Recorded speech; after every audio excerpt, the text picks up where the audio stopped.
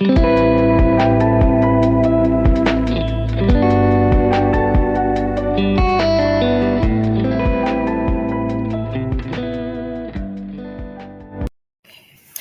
everybody, and welcome back to The Big Picture with your hosts, Skylar Dempsey, Claire Bentley, Shiloh Williamson. And for those of you who are just joining us, this podcast is Claire, Shiloh, and I will watch a movie based on a true story, then get together and talk about how close the movie gets to the real events in the story.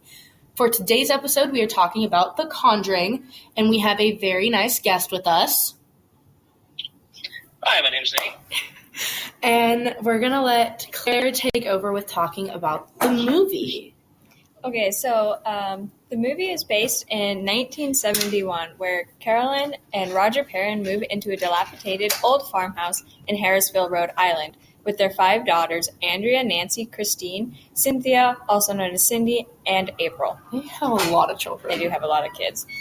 During the first day, the family moves in smoothly, except for the dog, who refuses to come into the house. That night, the children play a game called Hide and Clap. While playing, one of the daughters finds a boarded-up entrance to a cellar. Roger inspects this basement with a match.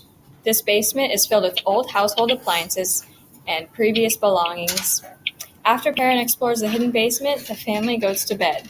Carolyn, who's the mom, expresses concern because the dog is barking outside, and one of the daughters feels something pulling at her feet. Can I just say something? The movie Hide and Clap is the most terrifying movie. The game Hide and Clap is like the most terrifying thing to play.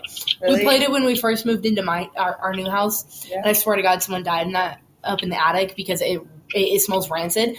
And like pretty much Hide and Clap is where you play hide and seek, and you go around, and every 10 to 15 seconds, every hider has to just clap really loud, and it's supposed to echo and mess with like the seeker. But the other thing is that if you like, Hide and Clap has become like a really big game especially after the Conjuring movies, because of like going into haunted places and playing Hide and Clap, because supposedly entities or things will clap back and it sets people off. And dude, it is the most terrifying thing ever. Like when I went to a couple of my friends went to go see the Queen Mary, which I want to go see. They played Hide and Clap in one of the rooms, and apparently they kept hearing clapping from the bathroom, but no one was in the bathroom. Yeah. It is the most terrifying freaking game in the world. Continue. They actually just went to the Queen Mary. Did you play Hide and Clap in the Queen Mary? I did not, but I will say if they were doing it in one of the cabins that you can actually sleep in, those rooms are very small.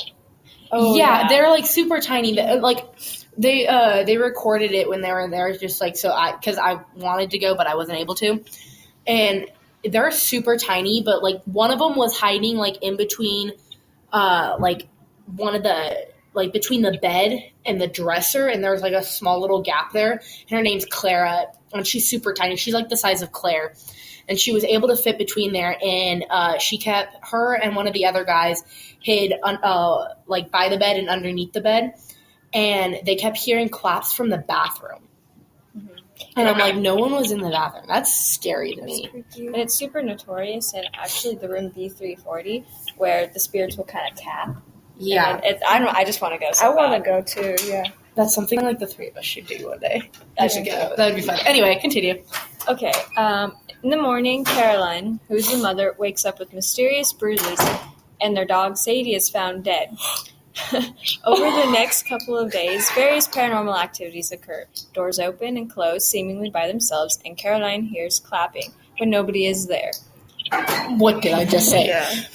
At night, their young daughter Cindy sleepwalks into the eldest daughter's room, where she bangs her head repeatedly against an old wardrobe that was in the house before they moved in. The activity accumulates into the eldest daughter being attacked by a spirit that takes the form of an elderly woman. Caroline seeks the help of Ed and Lorraine Warren, who are notorious demonologists and paranormal investigators, to validate their concerns. Lorraine seems that a particular malevolent spirit has latched onto the family. They conduct an initial investigation and conclude they should get involved, explaining to the Parron family that the house may require an exorcism. However, this cannot be done without further evidence and authorization of the Catholic Church. Yeah, the people that played Ed and Lorraine Warren are Vera Farmiga, I think, and Patrick Wilson. And I think they did a really good job on these parts. They were really good. Yeah. That, and does Nate have anything to say? Because you've watched the movie, right, Nate? Yeah. It's one of his favorites. Yeah, I've seen the movie. Okay. Actually, I watched it when it first came out in theaters. See, I've never watched it. I've never watched it. I've been wanting to. I've never watched any of them, but I've heard a lot about it. Yeah. Is there anything you want to put in so far over what we've gone over in the movie that we've maybe missed or want to retouch on something? Those two also play in. Sure. There's the Conjuring and Okay, go ahead. So, I remember when I first watched the movie and I decided to nerd out over it because I love ghost stories and I love, the occult, paranormal stuff. And when I first looked into it, the thing that really struck me as odd was that the entire contents of the Conjuring movie in real life actually was a span of about 9 years. I did not know that. Yeah. Yeah. So it was it was almost a decade, and if you look up pictures of the actual Conjuring House, it's funny because it almost looks like a log cabin, like a big log cabin. Yeah. I love the house that they used in the movie, but obviously they had to use a prettier house because, movies. Mm-hmm. Yeah, the whole movie set is pretty cool. Okay, pause this. Yeah. Okay, hold. During the process of researching the house's history, Ed and Lorraine find out that the house belonged to an accused witch named Bathsheba. When Bathsheba's husband caught her sacrificing their week-old infant, she climbed to the top of the tree on the property, cursed all those who would take her land, and proclaimed her love for Satan before committing suicide. This is followed by reports found of numerous murders and suicides in the house that have since been built upon the property. Yeah. And it just makes you think, how many of these old houses, still have, the people that owned it before them. The farmhouse. Yeah, the farmhouse. Got Mr. Judge. Okay. Ed and Lorraine returned to the house with a police officer and another paranormal investigator, Drew. They set up thermal cameras and alarm systems throughout the house in an attempt to prove the spirit of Bathsheba is inhabiting the house and receive authorization from the Catholic Church. For the first night, nothing happens, and the clocks do not stop at 3:07 a.m. Okay. Wait, what? Okay, so previously in the movie, it did show that the clocks would stop at that exact time, no matter what. Oh, yeah, okay. It's been a while since I watched the movie. The next day, they all eat breakfast together, and Roger Parron thanks Ed Warren for doing what they can to help. Ed explains that with every exorcism they do, a little piece of his wife Lorraine is taken, but he promises that they will do what they can to help them. Oh yeah, I remember that in the movie, it said that every time she does that, it, takes a little bit of her. Mm-hmm. Yeah. That's pretty cool. Is there any input so far you want to put in, Nate? Yeah, so, like I was saying earlier, because I'm into the whole paranormal thing, I looked into Bathsheba Sherman, the ghostly Satanist witch lady of the movie. And it's actually widely believed that she's related to Mary Easty. And if you don't know who that is, she's one of the original women who were hung during the Salem witch trials. Huh, I did not know that. That's really cool. Yes. Dogs in the background. Yeah. Witchcraft and Satanism apparently runs in the family. And funny enough, if I remember correctly, she was buried in the Baptist church in town. Bathsheba or the Bathsheba. I believe she was buried in a Baptist Christian cemetery. Yeah, because I don't. After she had. Yeah, died. she was executed because her family was like known for witchcraft, and so they thought that it ran through the family. Okay. Yeah, hold on.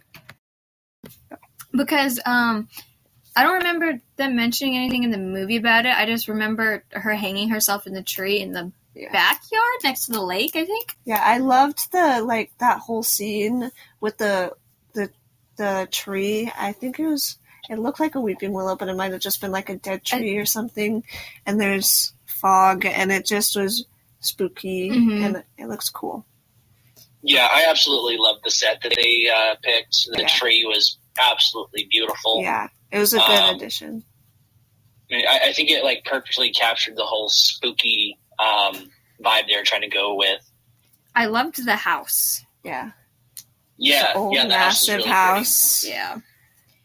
Okay. During another night of the investigation, nothing seems to happen until nightfall when Cindy begins to sleepwalk again. While they're walking upstairs, thermal cameras observe a temperature drop around her as she enters into the wardrobe, whereupon the door slams shut behind her. The others force their way into the room and find a secret passage behind the wardrobe. After Cindy is taken out, Lorraine enters the wardrobe and falls through the floorboards down into the cellar. There, she sees the spirits of people whom Bathsheba had possessed, and realized Bathsheba's purpose is to possess mothers and use them to kill their children. It was believed that Bathsheba killed her newborn son as an offering for more power.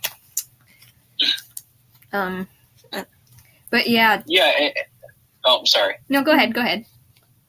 So looking more into Bathsheba, she was the cause of death of her children, obviously. Mm-hmm. Yeah. But the thing that like really brought the attention of everybody on her, and what ultimately got her caught, was her being involved in the death of her neighbor's son, I believe. Yeah. And her preferred method was to drown them in the creek nearby. I did not know that. Which is another really cool thing about the movie, is that the house was on a pond or a lake. Yeah, I remember the lake too. That's cool. Because I don't know if I'm remembering this right, but the original owners of the Conjuring House, before I think everything happened, I think the husband died of like poisoning or something. I can't remember. I remember reading it or hearing it somewhere. Are you are you talking about Judson Sherman? Maybe. Judson Sherman is the husband of Bathsheba. Okay. Yeah, so it was his farmhouse. It was his family's land, and he married Bathsheba, who I think her original name was like Thayer. Yeah. That's what her maiden name was. Mm-hmm. And then she kind of goes crazy and does all of her spooky stuff. Yeah. Are you talking about Judson? I can't remember. But all I know is that like I don't think it was the Parron family. I think it was before the Parron family.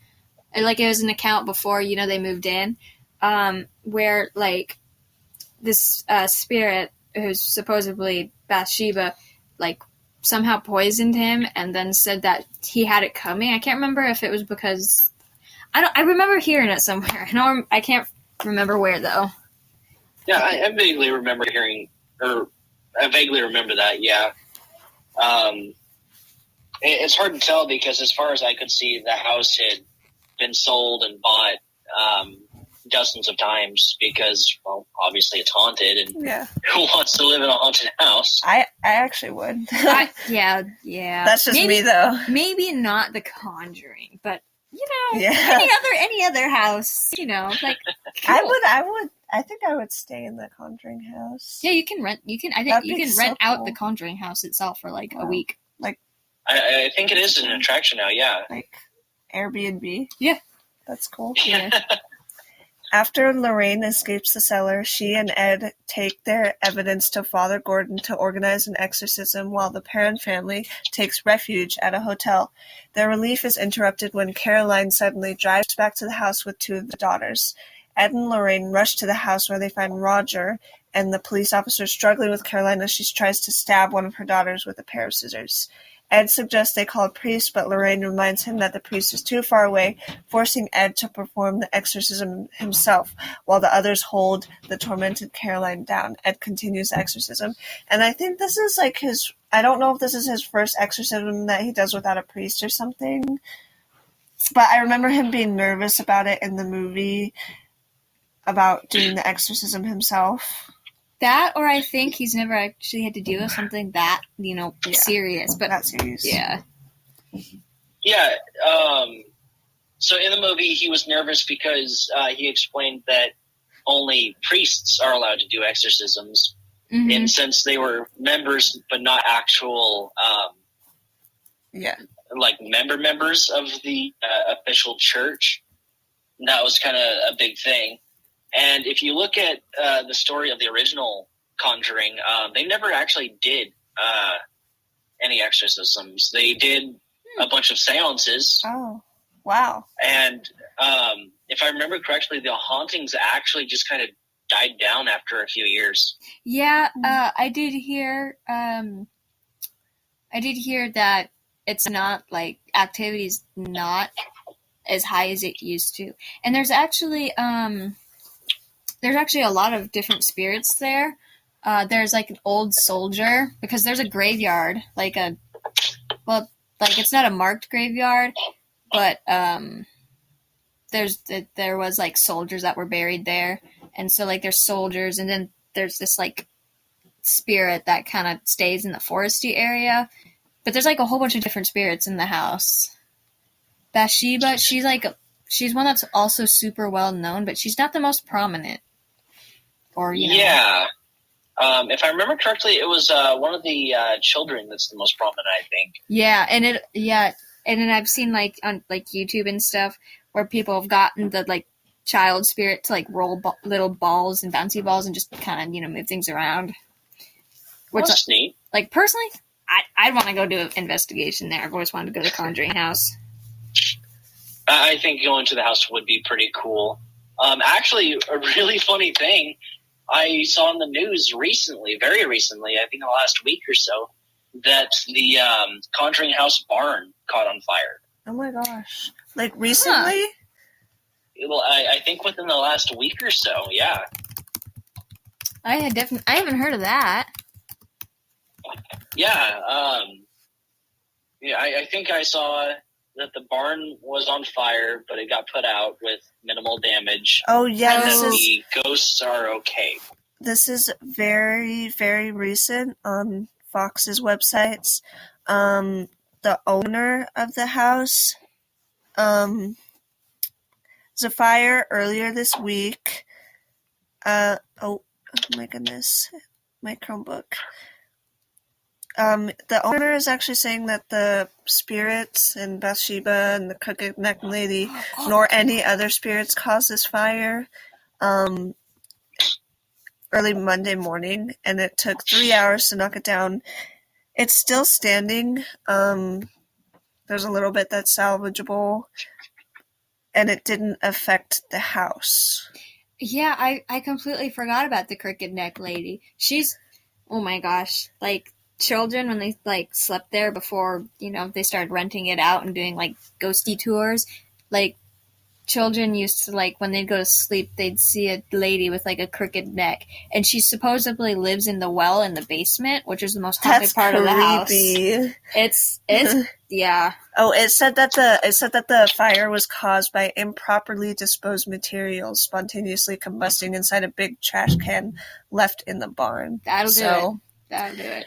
Yeah, That sounds like it. It would be cool though. I mean, like, not cool that the spirits caused the fire, but like, since there hasn't really been anything that big for so long. Mm-hmm. I think really the only malevolent spirit in the Conjuring House resides in the basement. Yeah. All the others are just kind of curious and friendly and just lost. Caroline seemingly stops struggling, and for a brief moment it seems the exorcism was successful. Suddenly her chair flips over, and she is held upside down. Ed yells for the demon to put her down, and after a few tense moments, she's released onto the ground. Ed rushes over to Caroline and tells the demon to leave her body. Caroline slowly turns to Ed and says she's already gone. And in the movie, I'm pretty sure one of her kids are present. Like, imagine seeing that. Yeah, so I think it was the youngest daughter. Yeah, that was Cindy. Present.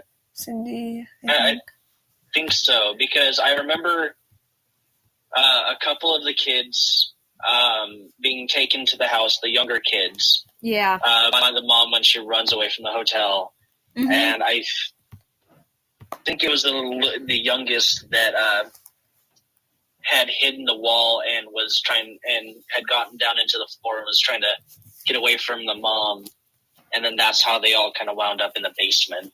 Yeah. Meanwhile, Drew finds April hiding under the floorboards in the kitchen. He yells down the cellar that he found her, and this alerts the demon inside Caroline, and she dashes up the cellar stairs to find April in order to complete the sacrifice. Ed and Lorraine, along with Roger, rush up the stairs after her in order to stop her from going through with it. The possessed Caroline chases after April through a tunnel underneath the floorboards. Caroline grabs a hold of April, but at the same time, Lorraine reaches down through the floor and grabs Caroline's head.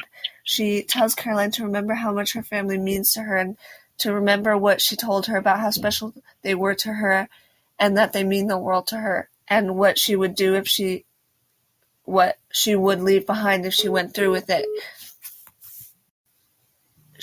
In the movie, and then we see flashbacks of the happy memories with her family. This seems to get through to Caroline as her face relaxes and her breathing returns to normal. The demonic presence in her eyes seems to fade, and she puts April down. But the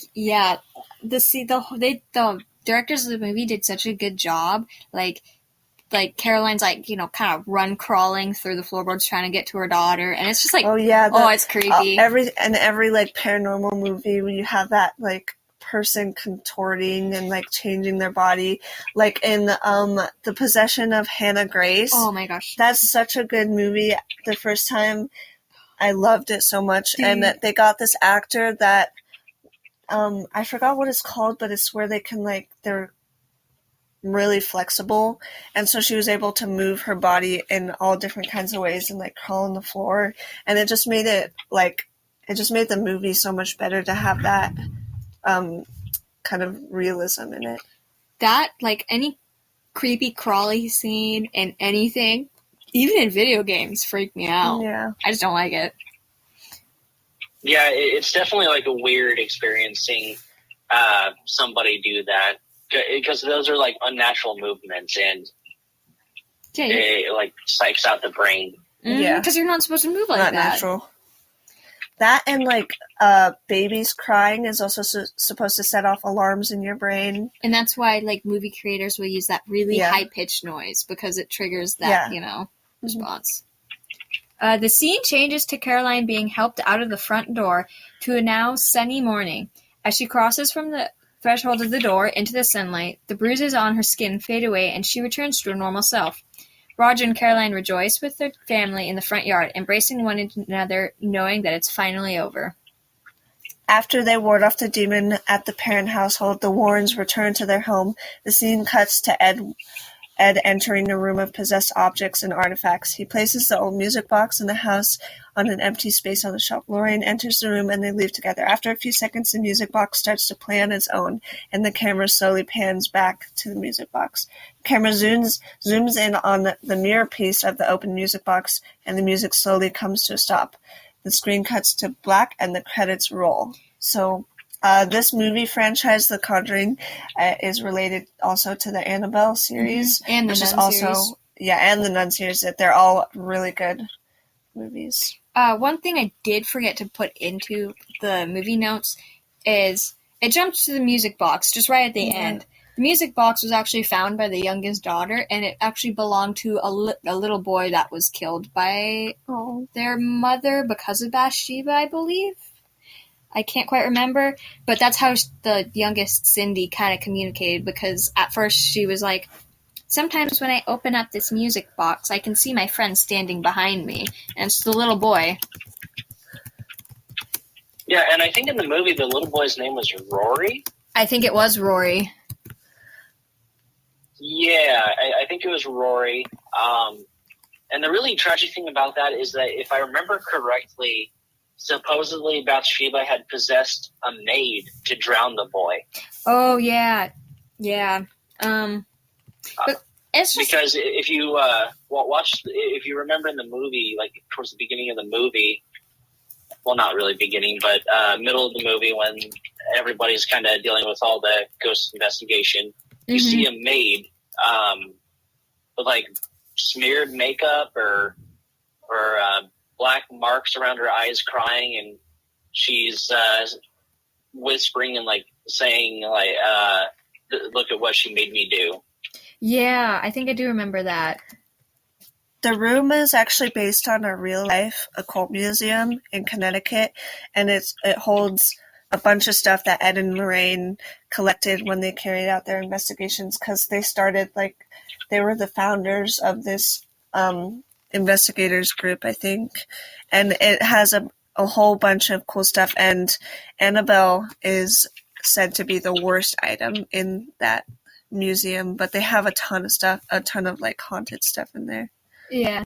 Toy monkey, I remember that from the movies. That was always creepy, even in Toy Story. It's like the little monkey that has the what's that music thing called? I forgot. It like claps I think together. Those are called cymbals. Yeah, cymbals. Yeah, that toy was always so creepy to me. So yeah, and the funny little like faces they make. Yeah. And so Rory was actually a child that was killed by a former matriarch tenant of the house, and the secret panel that the youngest daughter would go into was actually Rory's hiding spot, because I forgot exactly what it was, but something would always scare him. I think it was the spirit, and Rory would go and hide in this little cupboard. And then, yeah. Poor little boy, though. Like, imagine, because, like, the house is so big, and, I'd be so excited to move into that house, and then, like, all these things start happening. Yeah, I couldn't even imagine, especially if you look at, like, the time period that the boy lived in. It was a really scary time for people. There was just a lot of things that you couldn't explain, and it was just a really scary time to be alive. Yeah, back in that... And then you have to add the ghosts and the demons and the witch. And that's a lot to deal with. Yeah. Yeah, because back then, like, any spiritual, like, thing that happened to you was considered, like, the devil. And so, even if it's just, like, a simple, like Rory, the little boy ghost, he's not evil, but back then people only associated spirits as in, like, evil spirits. Yeah, and kind of building off of the like Ed and Lorraine and their investigation team, they actually started the oldest paranormal investigation club or group. Yeah, that's the club that I was talking about. They founded it. Can't remember what it's called. And if I remember correctly, Ed Warren he served in World War II, and he was a police officer. I did not know that. I really wish. I'm pretty sure Ed passed away, and I think Lorraine is still alive. But I wish I was just old enough that I could have gone back and met them, because you know how cool it would be. It'd be cool. It would be cool. I think Ed died in 2006. Yeah, I can't remember when he passed away. I thought it was a little more recent than that. It was before. It was just before 2010. But yeah, he died, and then Lorraine Warren was actually the, I guess, the advisor to the Conjuring movies, so that That's really cool. they could get everything right. Yeah, that's cool. They did a really good job. I love the movies. I love the movies, and I think the most recent one, The Devil Made Me Do It, I thought that was going to be their last one, but I think they're coming out with one last one. Yeah, I think I saw that too. And it's like The Conjuring: The Final Rite or something. Yeah, that's it. Insidious is the other movie franchise that I always get mixed up because they use the same actor guy in it, and it's also paranormal. I used to always get those two mixed up, and I could not, for the life of me, remember the name of it. I just went to go see the new one, The Red Door, that just came out, and it was pretty good. But yeah, I wish I could have been able to go see the first Conjuring when it came out, in the theaters. I wish I could have done that. Yeah, it was a really fun experience. I actually went with a girlfriend of mine at the time, who had, funny enough, gotten us lost on the way home during a rainstorm. Oh. Yeah, that was... She got a lot of crap for that. I bet. Okay, so we're running out of time for our podcast, so Charlotte and I want to thank you for being able to come and talk to us about the movie. Absolutely. Thank you for having me. Yeah. Now, we will talk about we kind of talked a little bit about it earlier, but we're going to go more into detail about the true events. Hi guys, it's Skyla. I am back. I'm feeling a lot better. So I don't know really much of what the two girls have talked about a lot of. I know they've talked quite a bit about the true events or the movie, but I think one thing we should really kind of go back to is, I know you guys talked a little bit about her. You guys mentioned her name, but is Bathsheba Sherman. So does one of you two want to kind of... So, she was born in, she was born Bathsheba Thayer in Rhode Island in 1812, and she married another Rhode Islander named Judson Sherman in Thompson, Connecticut on March 10th of 1844. She was just a regular housewife while Judson was a farmer, and they were doing good, and then they had a son and named Herbert L. Sherman. Can we just say this next part that's coming up is kind of dark and Not that this episode isn't already. Right. We need more of it.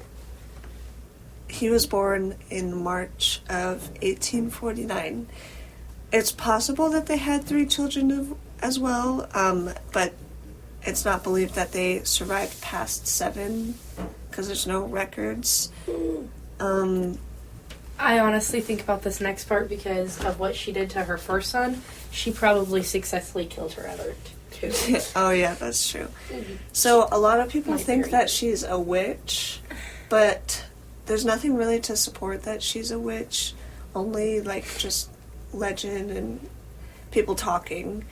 See, that's the one thing that's never changed. People talk. But suspicion did grow when an infant died in her care.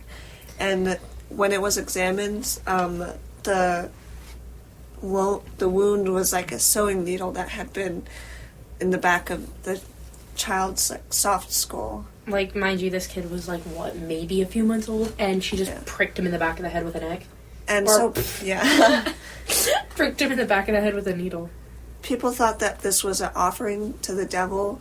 Due to insufficient evidence, a court found that she was innocent by any wrongdoing.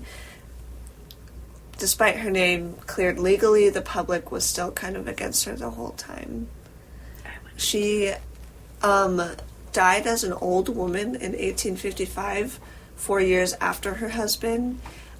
See, that's the difference between the movie and the story. This movie says she hung herself in a tree out in front of the house, but the actual thing that happened was she just died an old, lonely woman. So in the movie, she's one of the spirits that she's one of the worst spirits in the movie. Well, I wonder why.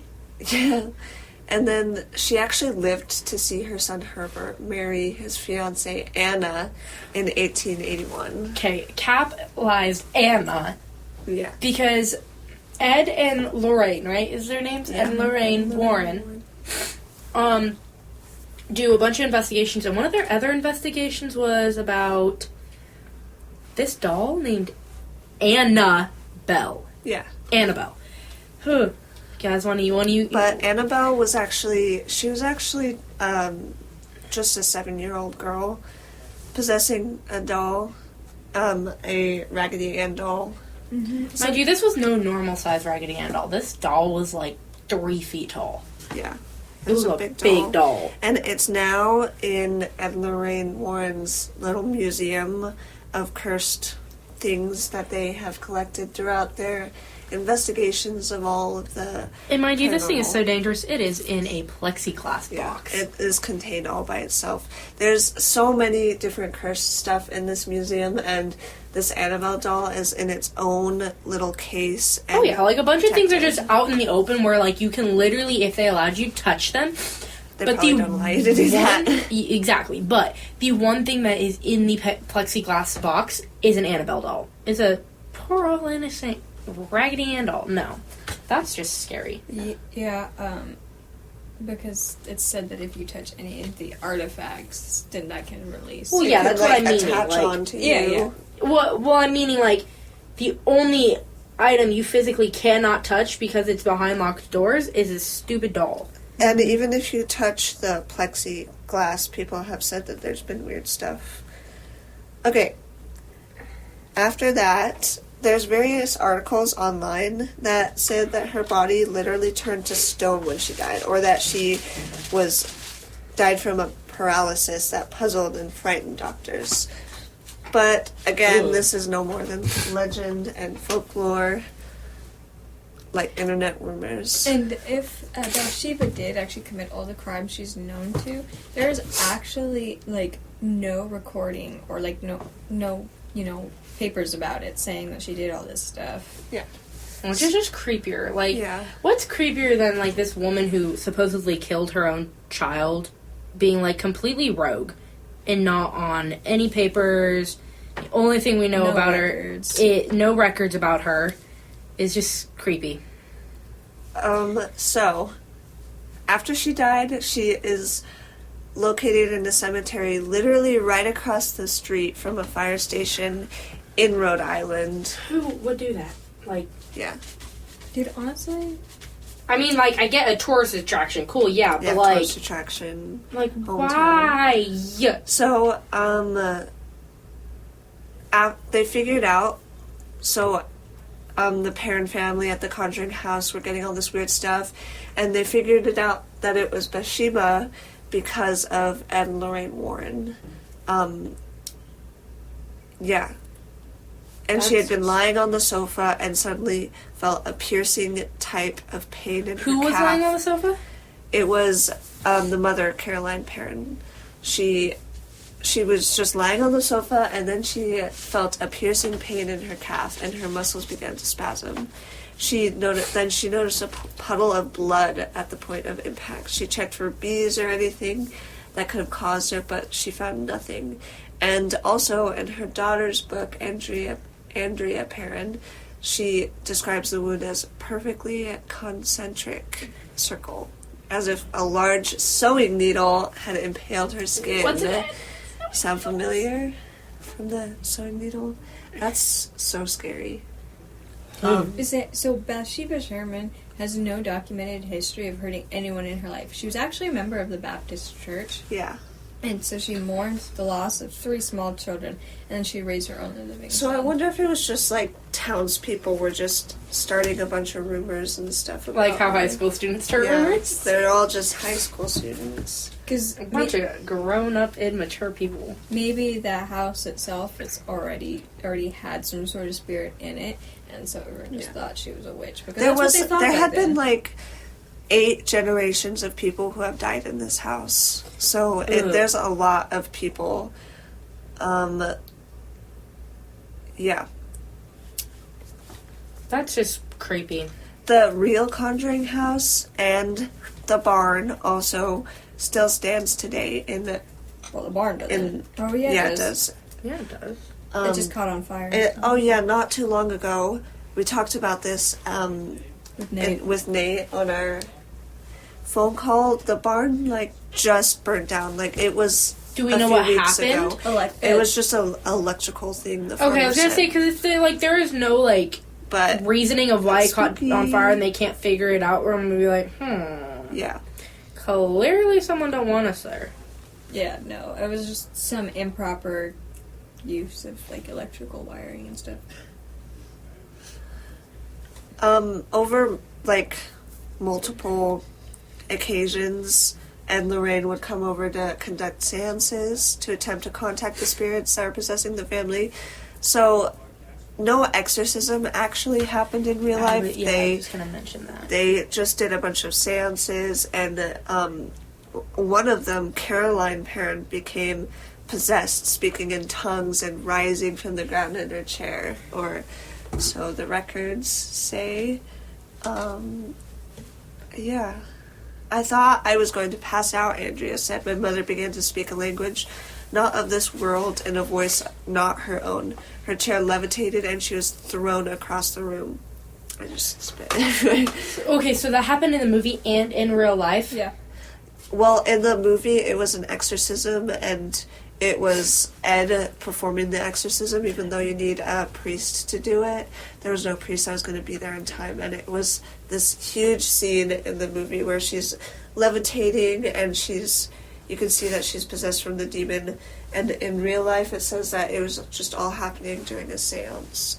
Okay, so during a seance, she was levitating. Yeah. Mm-hmm. That's scary. Yeah. Was she badly injured from getting thrown? Yeah. It doesn't say, but she probably... Not, horrible. Maybe a broken bone or two, Yeah. but... But they stayed in that house, actually, after everything happened, due to financial instability, until they were able to move out in 1980. I don't care if I had to go for broke. I would move the heck. I don't care if I had to be homeless. I would move the freak out. Actually, the hauntings stopped after they moved out, so maybe they just brought them with them. I don't know. Maybe, they're all happy that no one was living there, or maybe they kind of got attached and kind of... There has, you can do tours and stay in the house, and there has been some reports of weird stuff, but nothing to the extent of the Parron family living there. The house was actually built 40 years before the Declaration of Independence was even signed. Isn't that crazy? Put you in time perspective. Yeah. And then, 4 years or 40? 40. 40. Jeez. Yeah. And so, there was actually, because there's, soldier spirits that'll walk around, and there was actually, a really bad battle between Native Americans and white settlers, and it was called the King Philip's War. Mm-hmm. And the Conjuring House was also the Revolutionary War. There was battles fought near there too. So there's just a whole bunch of different soldiers that died, and then the land was taken from the Indians. So I said, burial ground and stuff like that. After all of that, there's 8 generations of a family that had died on that house. Also, to that, the public records over the course of existence had been host to 2 suicides by hanging, 1 suicide by poison, the rape and murder of 11-year-old Prudence Arnold by farmhand, 2 drownings, and the passing of 4 men who froze to death, in addition to other losses of life.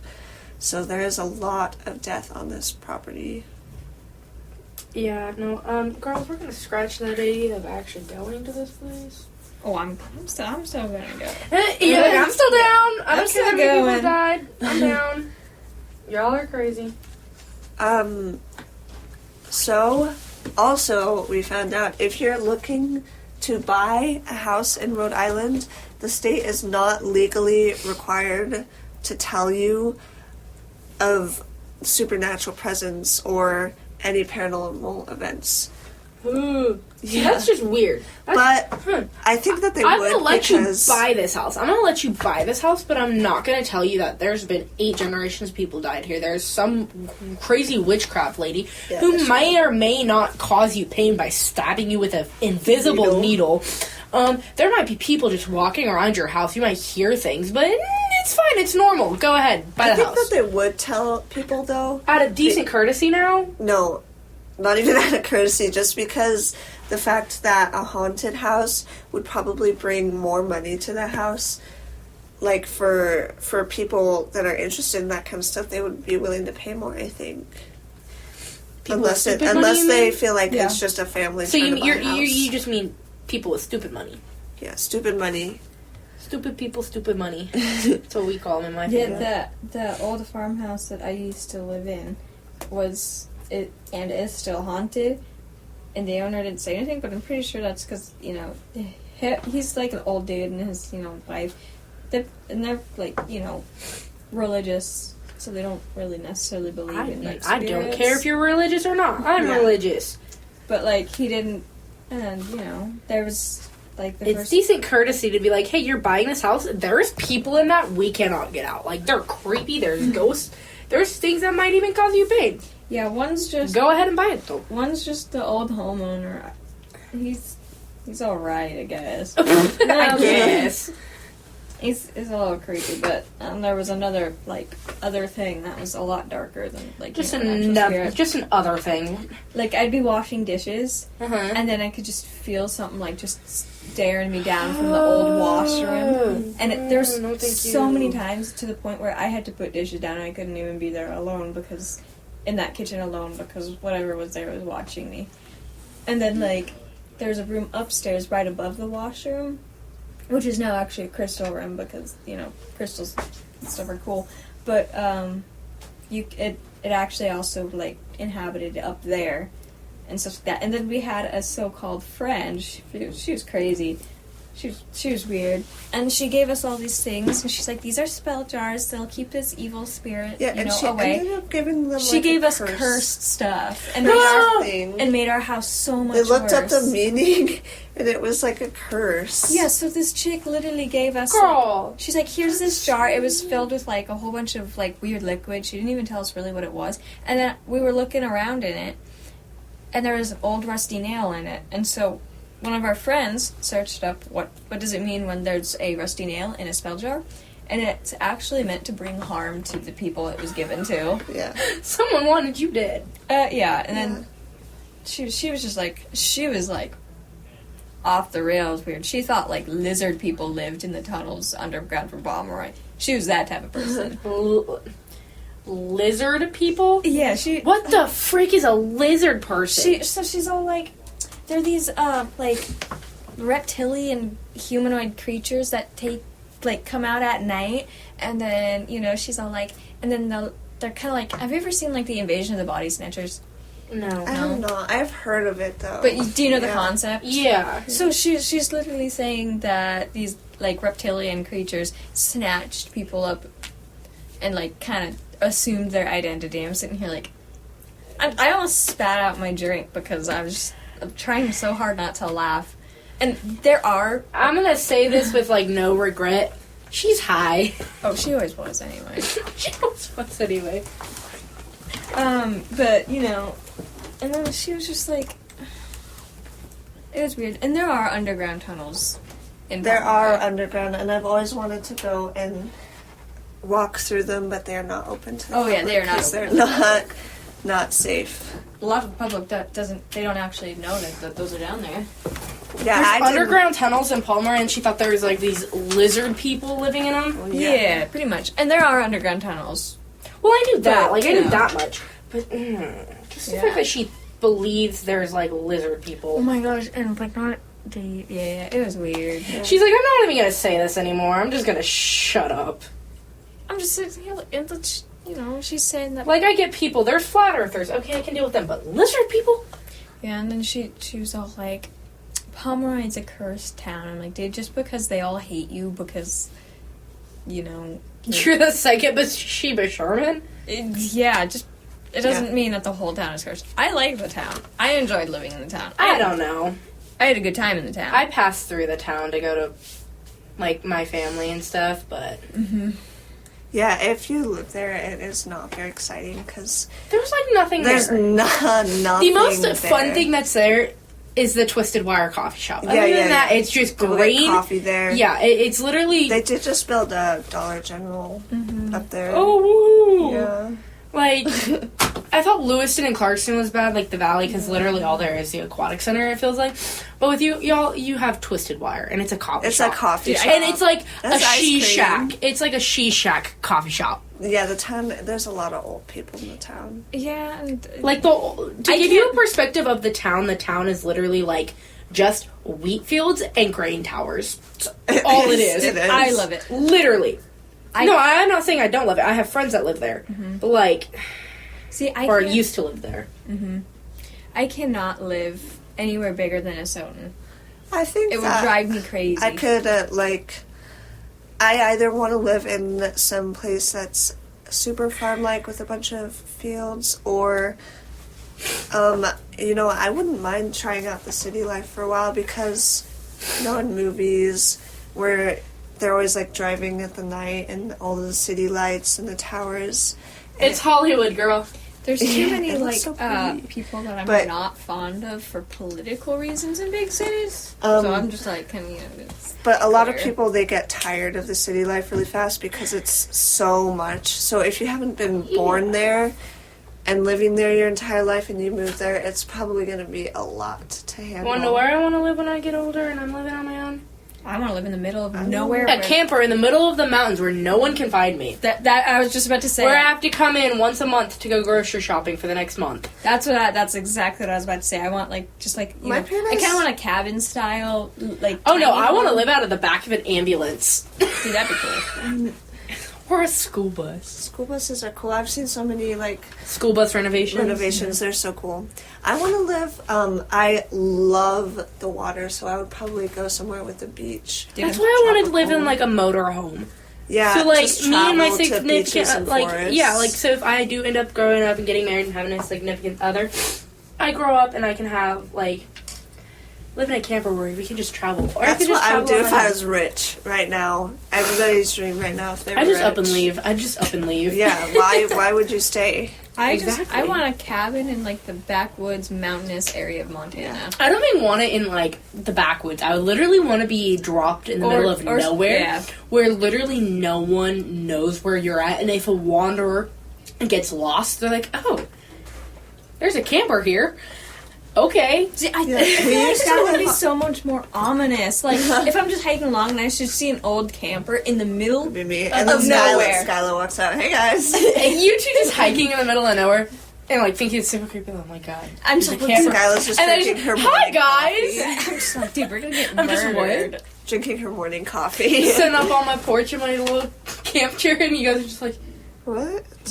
How did you get out here? We've been hiking for 3 days. We're lost, and how the heck did you get out here? I found a way. Where there's a will, there's a way. Okay. Very true. Back on track. So the room, there's not actually a room for Ed and Lorraine. It's based, in the movie, it's based off a real-life occult museum in Connecticut that holds all of the items that they're carrying out with their investigations. So, these are the cursed items. Parron family music box, which is related to our movie, The Conjuring. With the little boy. Yeah, it is also connected to Bathsheba. It is just... So the music box... Is it like an old radio, stereo No, it's literally it's literally an old wind-up music box. The wind-up... the really old ones? Mm-hmm. I love those. So, it's... Why is it haunted? Because... There was a little boy that lived in that house. Mm-hmm. He was part of, one of the generations that moved in. And he didn't have a very good family home, and so when his parents would fight and stuff, which also ties in the wardrobe, which, since I still can't, where the daughter, like, will, like, sleepwalk to, and, you know, back there, if you moved, like, the paneling, there's, like, a little secret room thing, and so he would go hide in there and play with his music box when, like, I can't remember if it was, like, a domestic violence that his parents were in or something like that, but, he ended up dying, so his spirit latched on to the spirit box. And then the little girl in the movie, his name was like, what was his name? I forgot the little boy's name. So, okay, wait, I have the story here, and it's wild. So, a young pianist, Nicole, is grieving the loss of her baby. She admits that her child constantly cried, but calmed down when she brought her a piano to play. When her husband comes home, they argue with the husband, and it's frustrated that Nicole missed rehearsal and that he had to fill in. I'm not sure what rehearsal was for. But he thinks she's becoming an alcoholic. Nicole tells him she thinks that he killed their child. She's driven mad by this toy box and its song, which plays the song. It's called The Sleeping Song. So anyway, she's driven mad with its constant noise. However, the man doesn't know the kid she's seeing in the reflection, the same boy from centuries ago, has driven the woman mad. So she's seeing people. She grabs the knife to avenge her child, stabbing the man, not realizing the boy put hallucinations in her mind. He wanted to think her significant other strangled the kid for crying too much. Under the impression that she's serving justice, she attacks and ends by sitting down, spending time with the box as it plays more music, and playing the box feeds on innocent souls. It's never confirmed if the baby died of natural causes, but the boy could have tempted the woman to murder the baby herself. The box, after all, was scaring the kids. It was focusing on the kids in the Parron home, and knew it was dark and had a lot of power, which he kept with the other trinkets in the... So another very well-known spirit in the Conjuring House that, like, I completely forgot about now, until now, is the Crooked Neck Lady. Yeah, the Crooked Neck Lady. There's this, about it. Yeah. She also kind of targets the children a little bit. What is up with everybody targeting children? Because they're just more innocent. And they're easier to oppress. So they're more open. I'm just saying, spirits. this is like the the people who, like, target, like, the entities or stuff that target children. They're the pedophiles of the entity world, of, like, the other world. So, like, it's their way. Kids are more open-minded. And that's why they're usually more friends. You know, you hear a lot of stories about children becoming friends with the spirits is because they're not as, like... And not only they're not as logical, so they're not, like, they're more why innocent. is this happening? Yeah. They're like, I feel bad for this spirit. They're innocent. Yeah. They don't know what's going on. And these spirits will, like, play along as a good... Because they can make themselves look nicer than they actually are, especially the evil ones. And children, they're just so much more easier to oppress. And so therefore the spirits will, you know, try to latch on to them. And it's easier for the spirit to, like, take them, you know, not take them, but, you know. Yeah.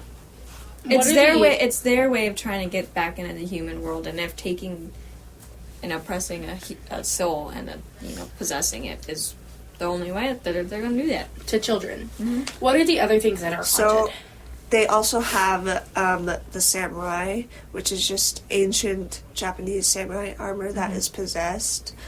Annabelle, which we talked about earlier, there's actually a tarot card on the plexiglass that is a form of protection. But the card in the movie in real life is different. I have tarot cards. So the movie... In the movie, the Annabelle movies, it's related to The Conjuring, but the doll that they used in the movies is this creepy porcelain doll compared to the real life Raggedy Ann doll. I'll put up a photo of, like, or I'll try to put up a photo of, like, the real Annabelle doll compared to, like, the Annabelle doll in the movies, so just so you guys can, like, see the difference between them. Yeah. So there's an organ or piano also. The piano Daniela plays could be based on the real old organ in the Occult Museum, which said that it plays by itself. but apparently the museum had its very own Witching Hour concert at 9 p.m. every day. Wait, 9 p.m.? Witching Hour is at like 3 a.m. Yeah, but so every night the piano would play at 9 p.m. Yeah. So other objects were demon masks, satanic tools, death curses, and psychic photographs lined the walls and cluttered the shelves. There's this creepy toy monkey that I talked about with Nate a little bit. You also see it in Toy Story. It's the little monkey that's carrying the symbols. That's in Toy Story? Why is it like... It's not the same monkey. It's just a toy. And I'm like, you're kidding. No, it's not the same I'm like, toy you're monkey. kidding. And Why? the toy monkey, like, with this one, in the Conjuring, universe, the toy monkey actually appears a lot in the Annabelle series. Yeah, it stalks you, and it attempts to kill you after stalking you. So... It's so creepy. It's like this monkey that it's like has crash symbols. Yeah, like it's the symbols, ones that have symbols, and its eyes are like bulging out. And they can go around and like smack. I'll put up a photo of it. I was scared of it in the Toy Story because it was like the security monkey where it was watching the tapes and it was just staring like blindly into the videotapes as it's watching the toys trying to escape. Yeah, it's creepy. There's also a mirror in it. It's deemed as a dangerous object. It's claimed to have been used in rituals and to summon spirits. Mirrors are often used in like spiritual games and stuff. Yes, also mirrors. So there's actually a lot of houses like today, even that are considered like people have like this really bad feeling. They feel things, they see things, they hear things. And 9 times out of 10, it's because they have 2 mirrors facing each other. It's called infinity portal or vortex. A vortex, yeah. And so you can get stuck in those. Yeah. There's also the shadow doll is said to visit you in your dreams and can stop your heart. Sounds like the worst kind of nightmare. And there's a vampire coffin. The Warrens claim this was used by a modern-day vampire. Dude, go sleep in the coffin. And lastly, but probably not the last thing in this definitely museum, not the last thing, is a brick from Borley Rector. This is considered the most haunted house in England. Built in 1862, the house of the rector for Borley, but it was damaged by fire in 1939 and then demolished in 1944. So in 1929, the Daily Mirror printed a report by Harris Prince, a paranormal researcher. Reported sightings mentioned the sounds of footsteps, seeing a ghostly nun, and a phantom coach driving by. Okay, wait. In The Conjuring, isn't there like this attic room? There's an attic, I think. There's like an attic room. There was something about it. There's a basement, and in the movies, the basement was hidden away. Yeah, no, but there's something about like the attic. Attics are just creepy. So there is this room that is kind of like an attic, and they call it the birthing room. Yes, the birthing room. Okay, so it's yeah. up in the attic, and that's where somebody gave birth in that room. Mm-hmm. Hence the name, the birthing room. But there's these people I watch, and I think the 2 girls do also. They went up there and Sam and Colby. They went up there in one of their episodes and took this girl named Amanda, and Amanda's a medium. But the funny thing is that none of them wrote in sand in the birthing room, but in that birthing room, they walked in the initial, like, walking through the house to kind of, like, show Amanda where everything is. And in the sand, it said, "Go away, Amanda." Now, none of them had been up in the attic. None of the people, the owners of The Conjuring, like, the tour guides were like, no, we try to stay out of that room as much as possible. We don't really feel comfortable in that room. But it literally said, "Go away, Amanda." And then later that night when they came back up to it, and it said, Amanda was the only thing written in it, like, 9 times. The "go away" was gone. It was just Amanda, Amanda, Amanda, Amanda, medium, a medium, Amanda, medium, Amanda, medium. Just all over in this, like, circle of sand. Oh my gosh. And I'm like, that's scary. Yeah, so that whole part, because I watched Sam and Colby's stuff too, it was just kind of, I don't know, I felt a little skeptical about it. Yeah, well, you kind of do with all kinds of paranormal stuff. It's like, you can either believe it or not.